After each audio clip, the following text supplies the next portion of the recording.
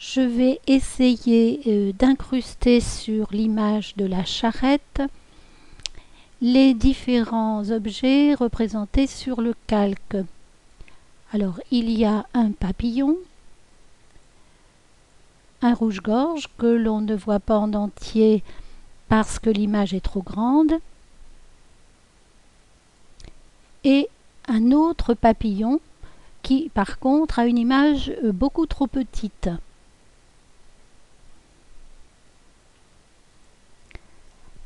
La difficulté vient justement du fait que les tailles des différents calques ne correspondent pas et ne permettront pas de faire une fusion correcte. Je redonne de la visibilité à cette image. Je vais par exemple faire remonter l'image du rouge-gorge pour que l'on voit ce que ça donne. Je clique donc sur l'image du rouge-gorge et sur la flèche verte pour le faire monter. Et je lui donne sa visibilité. On voit bien entendu que l'image est beaucoup trop grande et qu'on ne peut pas faire la fusion comme ça. Je le fais redescendre et je vais commencer par travailler l'image du papillon qui va être plus facile à travailler parce que sa taille est plus correcte. Je lui redonne de la visibilité, j'enlève la visibilité des autres. Mon papillon sur le calque duquel je clique, je le fais monter au-dessus de la charrette.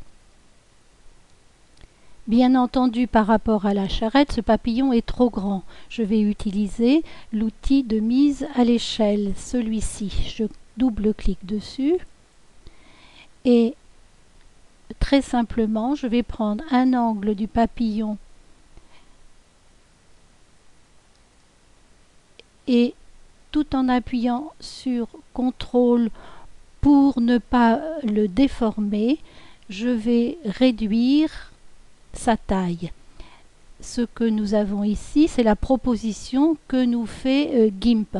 Lorsque nous considérons que la taille est correcte, nous allons appuyer sur la fenêtre qui s'était ouverte et qui s'appelle mise à l'échelle. Il suffira maintenant d'appuyer sur échelle. Avant ça, il ne fallait rien faire. Il fallait se contenter de cliquer dans le calque.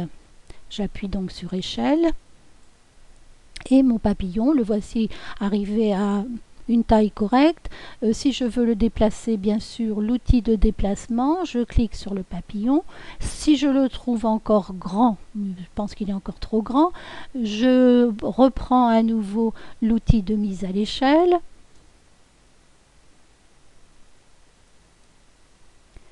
Je reprends un angle et je le rétrécis comme je le souhaite. Et j'appuie à nouveau sur échelle. Bien, j'imagine que la taille est correcte. Pour ne plus voir les pointillés dans l'onglet des calques, je clique sur charrette. Et voilà mon papillon. Après, on en fait ce qu'on veut. Je peux le mettre au-dessus à nouveau.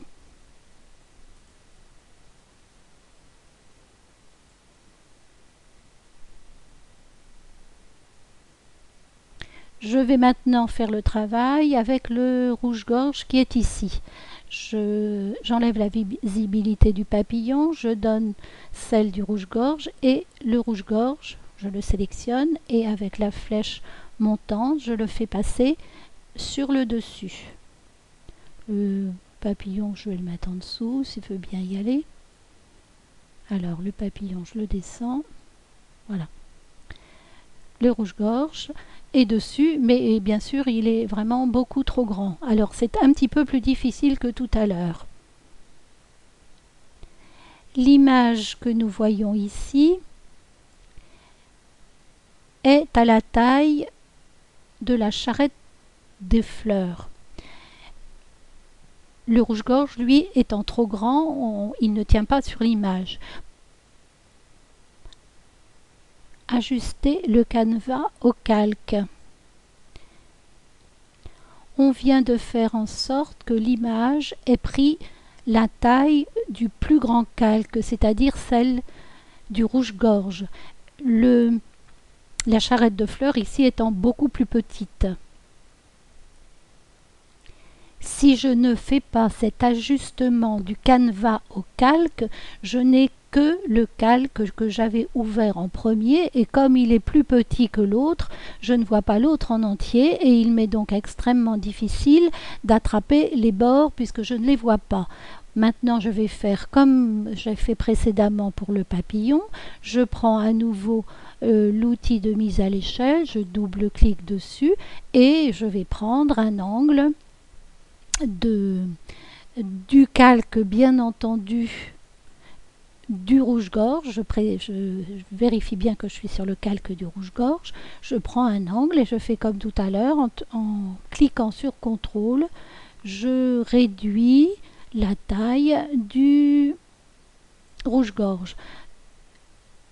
Le rouge-gorge aura cette taille-là lorsque je cliquerai sur échelle. Pour le moment, je ne l'ai pas encore fait.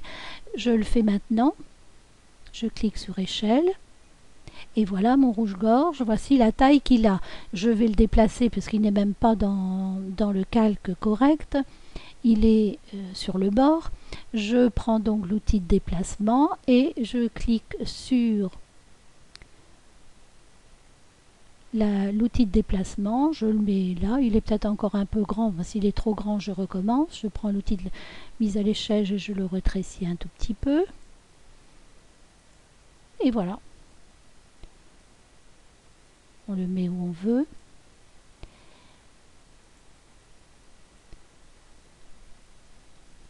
Je vais demander que le canevas, c'est-à-dire cette partie qui supporte tous les calques, se mette à la dimension des calques en faisant comme tout à l'heure, mais cette fois le calque ne déborde plus. Donc je fais image, ajuster le canevas au calque et donc on a enlevé la partie de canevas supplémentaire. Je vais faire un affichage à 50% pour y voir quand même un peu mieux. Je clique sur charrette et voici notre rouge-gorge. Je peux montrer également le papillon en le faisant monter au-dessus de la charrette. Ça il ne veut pas monter, donc je prends la flèche dans ce cas-là, le papillon. Voilà. À nouveau, je clique sur la charrette. On a le papillon ici, le rouge-gorge là. Après, bien sûr, tout ça se déplace comme on veut.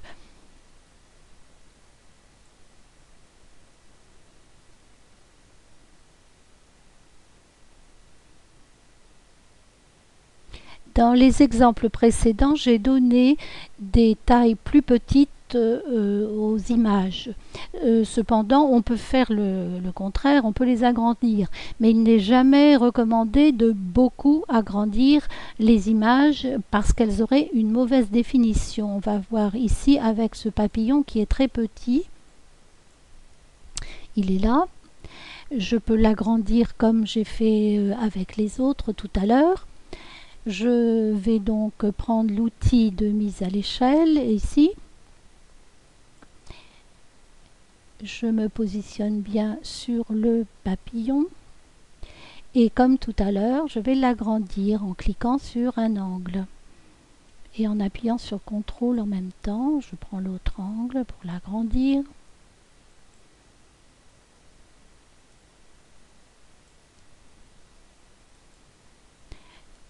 On s'aperçoit bien sûr que la définition de l'image est très mauvaise.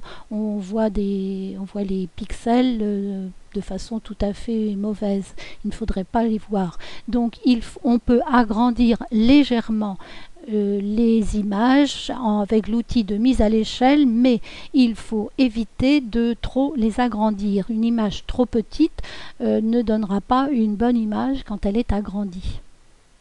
Je redonne la visibilité à mes différentes images, donc le fond, la charrette, le papillon et le rouge-gorge. Voilà, c'est terminé, à vous de travailler.